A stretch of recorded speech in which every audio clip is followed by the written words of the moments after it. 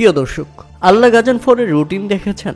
তার মতে গতকাল বাংলাদেশ অনূর্ধ্ব-19 দলের বিপক্ষে এশিয়া কাপে খেলেছে, আজ টি10 লিগে খেলছে, আবার আগামীকাল অনূর্ধ্ব-19 এশিয়া কাপে শ্রীলঙ্কার বিপক্ষে মাঠে নামবে আল্লাহ গাজানফর। হ্যাঁ দর্শক, এটাই বাস্তব। একটাবার চিন্তা করেন তো, এখানে আল্লাহ গাজানফর যদি বাংলাদেশের কোনো ক্রিকেটার হতো, সে কি অনূর্ধ্ব-19 এশিয়া কাপ খেলা অবস্থায় টি10 খেলার জন্য এনওসি পেত?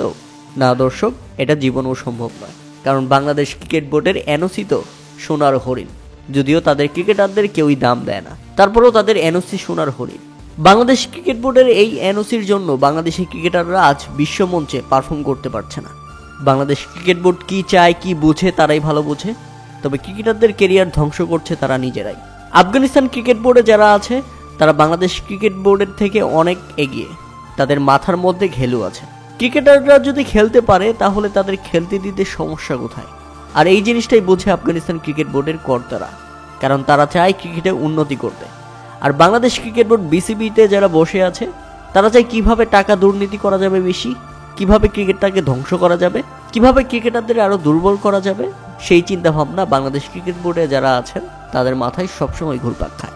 না হলে এই জিনিসটা সবাইকে চমকে দিতে পারতো না। গতকাল বাংলাদেশ অনূর্ধ্ব-19 দলের বিপক্ষে খেলেছেন আল্লাহ গাজানফর দুবাইতে, আজ আবার আবুধাবি টি10 লিগে ওরিয়ার্সের বিপক্ষে খেলেছেন, আগামীকাল শারজায় অনূর্ধ্ব-19 এশিয়া কাপে আবারও শ্রীলঙ্কার বিপক্ষে তিনি মাঠে নামবেন। আধুনিক ক্রিকেটে আফগানিস্তান কতটা এগিয়ে গেছে, এটাই তার সুস্পষ্ট প্রমাণ। আর বাংলাদেশ, তোমরা তোমাদের এনওসি নিয়ে ধুয়ে ধুয়ে পানি খাও।